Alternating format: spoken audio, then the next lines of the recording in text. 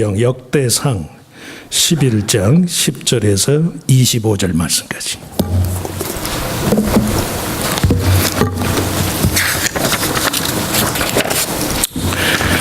역대상 11장 10절에서 25절 말씀이 조금 길지만 우리 천천히 같이 읽습니다.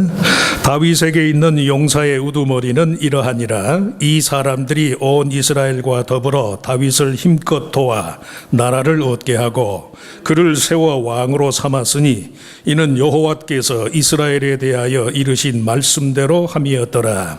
다윗에게 있는 용사의 수요가 이러하니라. 학몬 사람의 아들 야소브얌은 30명의 우두머리라. 그가 창을 들어 한꺼번에 300명을 죽였고 그 다음은 아호와 사람 도도의 아들 엘르아살이니 세 용사 중 하나이라. 그가 바스담밈에서 다윗과 함께 있었더니 블레셋 사람들이 그곳에 모여와서 치니 거기에 보리가 많이 난 밭이 있더라.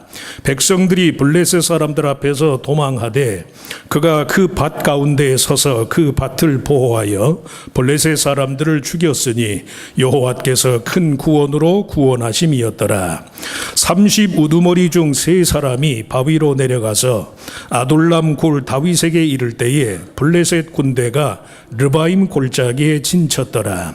그때 다윗은 산성에 있고 블레셋 사람들의 진영은 베들레헴에 있는지라. 다윗이 갈망하여 이르되 베들레헴 성문 곁 우물물을 누가 내게 마시고 할꼬 하매 이 세 사람이 블레셋 사람들의 군대를 돌파하고 지나가서 베들레헴 성문 곁 우물물을 길어가지고 다윗에게로 왔으나 다윗이 마시기를 기뻐하지 아니하고 그 물을 여호와께 부어드리고 이르되 내 하나님이여 내가 결단코 이런 일을 하지 아니하리이다.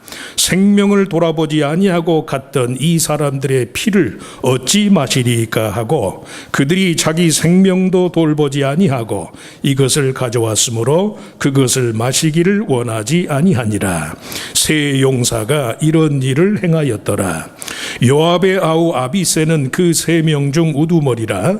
그가 창을 휘둘러 300명을 죽이고 그 3명 가운데 이름을 얻었으니 그는 둘째 3명 가운데 가장 뛰어나 그들의 우두머리가 되었으나 첫째 3명에게는 미치지 못하니라.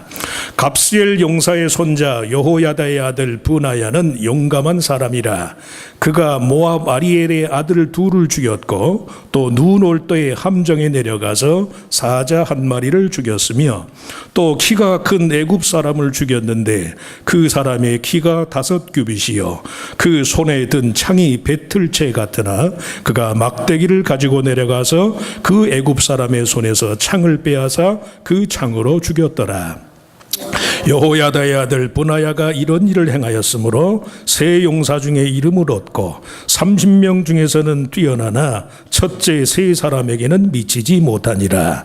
다윗이 그를 세워 시위대장을 삼았더라. 아멘. 우리 찬양대 특별 찬송이 있겠습니다.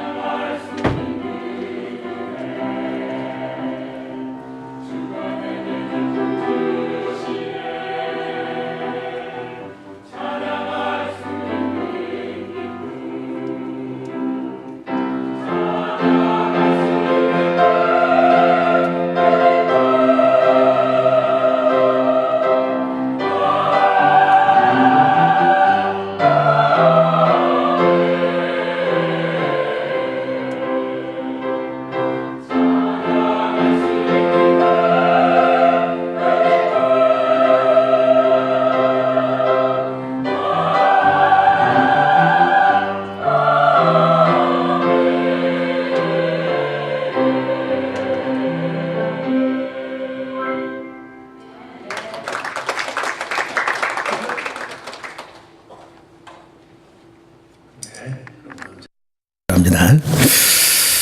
자, 우리 같이 읽을 말씀을 가지고 내가 결단코 이런 일을 아니하리이다. 내가 결단코라는 그런 제목으로 잠깐 은혜를 나누고자 합니다. 사극들 다 좋아하시죠? 사극, 역사극, 대하 드라마, 사극 드라마를 좋아하는 분들의 이유가 대략 한 3가지인 것 같아요. 다른 드라마도 저도 뭐 요새는 이제 시간보다도 요새 그냥 한국 드라마가 너무 그냥 정치색을 띄어서 뭐 요새는 좀 안 봅니다만은 옛날에 이제 사극을 좀 많이 봤어요. 주몽들 좋아하시? 주몽 보셨어요? 주몽 정도 보셨어야지. 이때 주몽도 안 보시고 어떻게 했어요?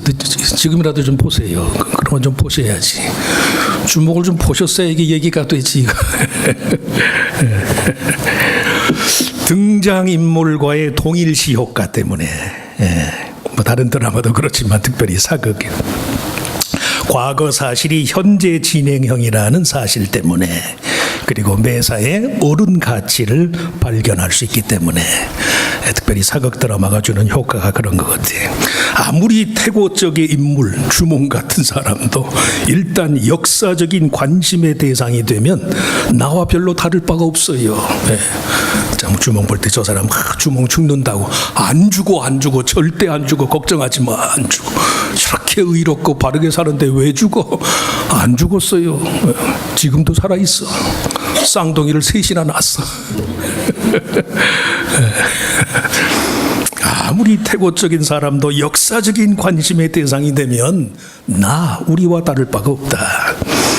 어떤 사람은 역사가 주는 기억 효과다. The effect of memory. 기억 효과다. 과거의 사람들의 풍습이나 심리도 지금 내 모습 그대로일 때가 많아요. 시간의 주관성이라는 말처럼 모든 지나간 일들이 일단 기억의 대상이 되면 현재와의 지속성을 갖는다. 또 그런 시 공간의 한계를 초월해서 얻어지는 교훈이나 깨달음은 매우 특별한 권위가 있어요. 그래서 역사라는 것이 바뀌어질 수도 없고 바꿀 수도 없는 것이지만 정직하고 바른 역사의 재구성과 개혁은 힘이 있고 능력이 있다. 역사를 바꾸는 일이 있어서도 안 되고 임으로 역사를 만들어내는 일이 있어서도 안 돼요. 우리 대한민국의 이제 문재인 대통령이 옛날에 후보 시절에 국정교과서를 반대하면서 좋은 대통령은 역사를 만들지만 나쁜 대통령은 역사를 바꿉니다. 그런 캐치프레이즈를 했는데 역사를 바꾸는 일이 있어서는 안 되지요. 그런데 역사를 내가 임으로 만들 수 있는 것도 아니에요. 왜? 역사는 하나님의 것이니까. 영어로 역사를 history. 왜 history라고 그래요? 내 이야기가 아니라 His story, God's. 세상의 주관자이신 하나님의 이야기. 그게 역사예요, 역사.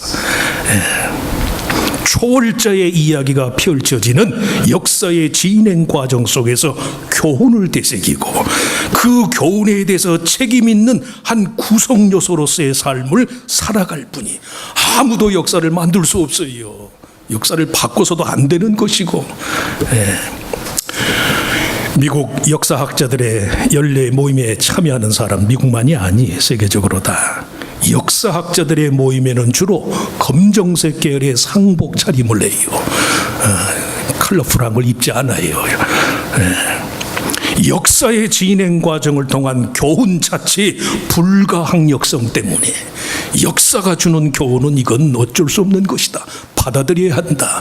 역사의 진실 앞에, 역사의 교훈 앞에서 나는 죽었습니다. 그래서 역사학자들은 상복을 입고 가요. 상복을.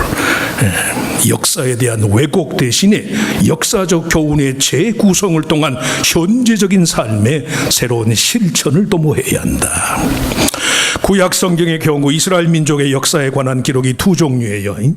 신명기적인 관점으로 이스라엘 역사를 기록한 신명기사, 여호수아, 사사기, 사무엘, 상하, 열왕기, 상하서까지.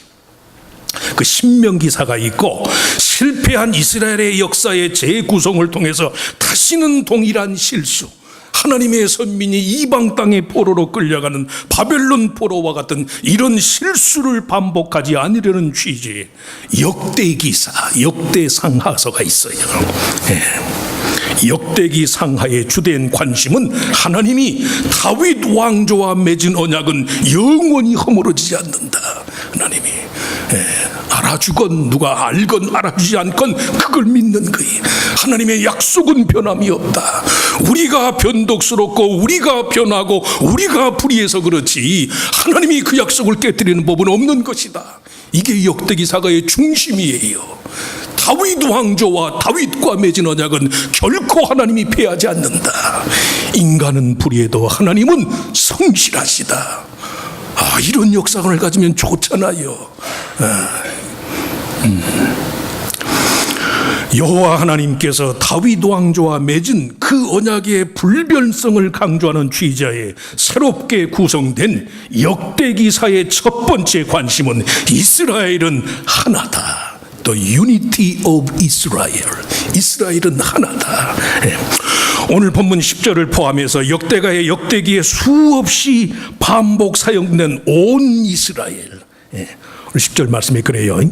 다윗에게 있는 용사의 우두머리는 이러하니라. 이 사람들이 온 이스라엘과 더불어 다윗을 힘껏 도와 나라를 얻게 하고 그를 세워 왕으로 삼았으니 이는 여호와께서 이스라엘에 대하여 이르신 말씀대로 함이었더라. 온 이스라엘이라는 말 그대로예요. 신명기사의 일부이고 역대기사의 원전이라고 할 수 있는 사무엘서에는 그 말이 단지 북왕국 이스라엘을 가리키는 말로 사용돼요. 북왕국 이스라엘. 솔로몬이 죽고 나서 르호보암 때 이스라엘이 둘로 나뉘었잖아요. 군대 장관이었던 여로보암이 쿠데타를 일으켜서 북왕국 10지파를 가지고 북이스라엘을 세웠거든. 남왕국은 유다 지파, 다윗의 지파인 유다 지파가 남아서 끝까지 하나님과의 언약을 보존하잖아요. 남왕국 유다, 북왕국 이스라엘. 그래서 다른 성경에는 이스라엘 하게 되면 그게 북왕국을 가리켜. 근데 역대기, 역대상서, 역대하서에는 이스라엘 하게 되면 남북 왕조를 통틀어 이루는 말이에요. 남북 왕조의 구분 없이 이스라엘 12지파의 통합체. 근데 오늘 본문에 나열된 다윗 왕조의 개국 공신들의 면모를 보면 그 말이 사실이.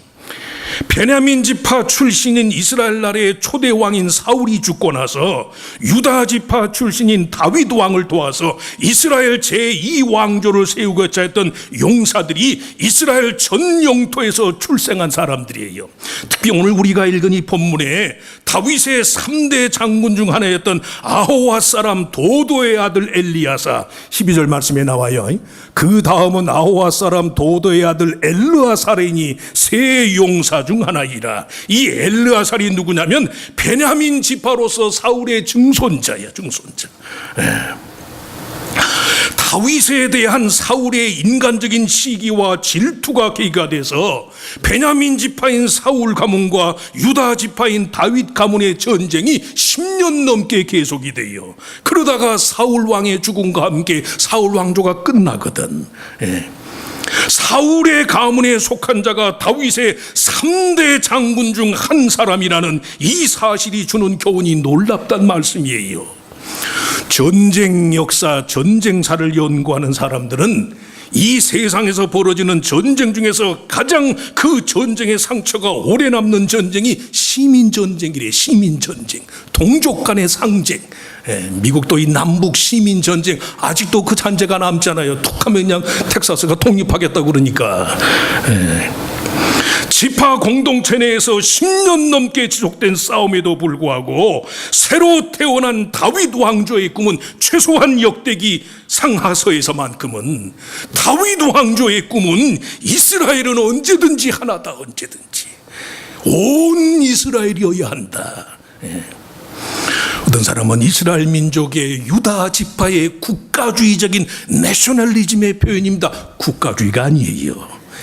역대기사가 유대 민족의 바벨론 포로 70년 세월의 산물이라는 점을 고려할 때 온 이스라엘의 통합을 기원하는 이 염원이 사실은 페르시아 제국의 문화사적인 영향을 받은 세계주의적인 관심이 실제로 동족 간의 일치와 연합을 토대로 해서요 온 세계인을 포용하는 나라로의 꿈을 꾼 것이란 말씀이 3대 장군 중 한 사람의 유다 지파의 원수인 베냐민 지파 사울 왕의 후손이란 건 자치하고 30명의 개국 공신들 중에서 7명이 전부 이방 사람들이에요. 이스라엘과 천천지 원수라고 할 수 있는 헷 사람도 있고 암몬 사람도 있고 모압 사람도 있어. 뭘 말이 뭘. 사람이 나눈 것이지 하나님이 나눈 것은 아니더라. 조금 까다롭지만 믿으시면 아멘. 사람은 자꾸 나눠요. 국가주의, 지방색, 이념, 무슨 철학, 학파, 좀 뭐 가졌으면 가진 거, 좀 뭐 배웠으면 배운 거, 사람은 자꾸 나눠, 자꾸. 이스라엘 12지파의 연합의 토대 위에서 페르시아처럼 전 세계인을 아우르고자 했던 다윗 언약의 추종자들의 세계사적인 관심사의 표현이란 말씀이 세계인으로서의 자기 정체성에 눈을 뜨게 한 것이 바로 성경의 역사가 주는 교훈이에요. 저들하고 하는 얘기지만 정말 하나님을 제대로 믿으면 마음이 넓어져요. 그러지 못해서 탈이긴 하지만 이것 역시 믿으시면 아멘. 예수 믿고 마음이 넓어집시다. 자기들하고 한번 해보세요. 예수 믿고 마음이 넓어집시다. 넓히세요. 넓히세요. 네, 넓히세요. 21세기 국가주의가 웬 말이에요. 한국에 사는 사람 10가정에 2-3가정은 전부 해외에 나가서 사는데 통계를 냈더니 어쩌자고 지금 국가주의를 들먹어요. 어쩌자고. 어떡하란 말이에요. 어떡하란. 솔직한 얘기가 이민 와서 저나 여러분이나 애들 키우면서 미국 정부 덕 보지 않은 가정이 누가 있어요. 미국에 한 사람이라도 아는 사람이 있으면 한국에서 반미 못하지. 미국만이 아니 한국 자체에서도 마찬가지고 넓히시라고. 하나님이 나눴지 사람이 나누지 않았어요. 지방색이 해결이 돼야 통일이 됩니다. 당연한 말이에요. 당연한 말. 집안에서 싸우는데 어떻게 연합이 되나요? 지방색이 해결이 돼야. 저 사람들 내팽개치고 우리끼리 통일하면 되나요? 그리고 좋겠어요? 명절이 되면 큰아들, 둘째 아들, 잘 나가는 아들들이 그냥 바리바리 싸가지고 어머니 찾아오지요. 실패하고 대학 못 가고 그저 공장에서 막내라는 막내 자식이 오질 못하면 엄마 아빠 마음이 편해요. 그 자식 올 때까지는 잠을 못 자지요. 형들 다 간다며 슬그머니 늦은 새벽녘에 와서 지나가는 막내를 끌어안고, 그게 부모 마음이잖아요. 이스라엘은 하나예요. 하나. 온 이스라엘이 그런 하나님의 사람이 되실 수 있기를 축원합니다. 그 사람 없으면 안 돼요. 와야 되거든. 빈 자리는 채워져야지. 둘째, 영원히 변함없는 하나님과의 언약의 토대 위에서 과거와 현재가 하나더라. 이스라엘 12지파를 아우를 뿐 아니라 이방민족 모두를 포함한 다윗 왕조의 실세들인 용사들의 활약상에 대해서 성경은 이는 여호와께서 이스라엘에 대하여 이르신 말씀대로 함이었더라. 오늘 10절에 이는 여호와께서 이스라엘에 대하여 이르신 말씀대로 함이었더라. 그렇게 말해요. 여기서 여호와께서 이스라엘에 대하여 이르신 말씀이란 다름 아닌 사무엘상서 15장 28절의 말씀, 사울 왕조를 패하고 이세 아들 다윗을 택할 것이다. 이세 아들 7아들이 다 사무엘 앞을 지나가는데 용모가 출중하고 그런데 아니라는 거예요. 하나님은 이외에도 또 자식이 있느냐? 저 막내 자식 7 숫자에도 들지 못하는 8째 아들 녀석인데 그 들에서 양을 치고 있으면 개를 데려와라. 개를. 그 데려가는데 하나님 보시기에 사울이 사무엘 선지 이가 내가 택한 자다. 사람은 외모를 보지만 나 여호와는 중심을 보느니라. 그리고 다윗에게 기름을 붓잖아요. 바로 그 말씀이거든. 사울 왕조의 패망을 초래한 블레셋 족속과의 최후의 전투인 길보아 전쟁에서 사울은 세 아들과 함께 한날에 죽임을 당해요. 사울의 몸에서 출생한 베냐민을 포함한 세 아들이 모두 초대 이스라엘 나라의 대장군들이 그들이 한날 한시에 사울 왕과 함께 한날 한시에 사라지고 말았다는 것은 이스라엘 왕조 자체 멸망을 초래할 것만 같은 사실이에요. 그런데도 불구하고 사울을 뒤이어 이스라엘의 두 번째 왕이 된 다윗 곁에 오늘 말씀에 의하면 죽음을 무릅쓰는 세 용사가 있었더라. 그들을 도울 30명의 행정관들이 있었더라. 괜한 얘기가 아니에요. 인간은 실패해도 하나님은 망하지 않아요. 이스라엘 민족의 역사 자체가 다만 하나님의 말씀 그 언약의 진행 과정에 불과한 것이다. 그래서 역사는 His story, God story의 God story, 내 얘기가 아니에요. 만일에 진화론자들이 말하는 것처럼 진보와 발전의 필연성에만 매인 채로 인간의 삶의 퇴보, 실패에 관한 이유 있는 설명을 갖지 못하면 투쟁과 혁명에는 길이 없어요. 그러니 사람이 극단적이 되지요. 그 반대, 온갖 유형의 현실적인 자기 한계와 모순을 겪으면서도 더 나은 차원의 삶의 성숙과 발전을 이루는 경우가 얼마나 많아요. 얼마나. 전체주의적 사고가 인생의 옵션이 아니란 말씀이 그럴 수밖에 없습니다. 아니에요. 자기가 그럴 수밖에 없다고 하니까 그럴 수밖에 없는. 그렇지 않으면 안 되는, 더 안 될 수도 있어요. 안 될 수도. 그럴 수밖에 없는 건 없다니까. 세월이 변하고 상황이 아무리 바뀌어도 천지의 주관자이고 창조이시 하나님의 뜻은 변함이 없다는 말씀이에요. 그래서 이 역사는 하나님의 뜻, 하나님의 길, 하나님의 법, 토라의 진행 과정이다. 사울의 세 아들과 같은 용사를 다윗을 위해서 3명 아니라 30명까지도 존재케 할 수 있는 분이 하나님이시다. 그래서 다윗의 개국 공신이 군대 장관만 3명, 그들을 돕는 행정관들이 30명이, 어디 30명뿐이겠어요. 3,000명, 300만 명이라도 하나님은 있게 하시지. 그 언약을 믿는 자들에게. 절대 함부로 전체주의자, 정치적인 면에서 전체주의자만이 아니라 인간 모든 매사를 전체주의적으로 생각하지 말란. 안 되면 뒤집어 버리지. 왜 안 돼요? 왜 안 돼? 본인이 안 된다고 그러니까 안 되지. 되게 하면 끝까지 하나님은 되게 하지요. 상한 갈대 꺼져가는 심지도 하나님은 끄지 않는데, 하나님의 가능성에 매여야죠. 제가 뭐라고 제가 제 삶의 가능성을 제 마음대로 재단하나요? 하나님 재단하여 주시옵소서. 꺼져가는 심지라도 하나님마저 끄지 아니하시는 하나님의 자비의 원리를 내가 믿습니다. 역사는 어차피 하나님의 뜻이 이루어지는 His story, 하나님의 이야기의 진행 과정이니까 내 이야기는 좀 뒤로 하고 하나님의 뜻이 서기를 바랍니다. 그러시길 바랍니다. 영원히 변함없는 하나님과의 언약의 토대 위에서 과거와 현재가 하나이더라. 성경의 역사가 주는 교훈이에요. 마지막 3번째 강조점은 그런 역사의 교훈 앞에서의 진실과 겸손함을 갖추어라. 다윗을 위해서 베들레헴 우물가에 물을 마시고 싶다는 왕의 청을 위해서요, 목숨을 버리기로 각오한 이 세 용사들이 죽음의 위협을 무릅쓰고 길어온 베들레헴 우물물을 다윗이 마시지를 못해요. 그 대신 하나님께 부어들었더라. 18절 말씀에 그래요.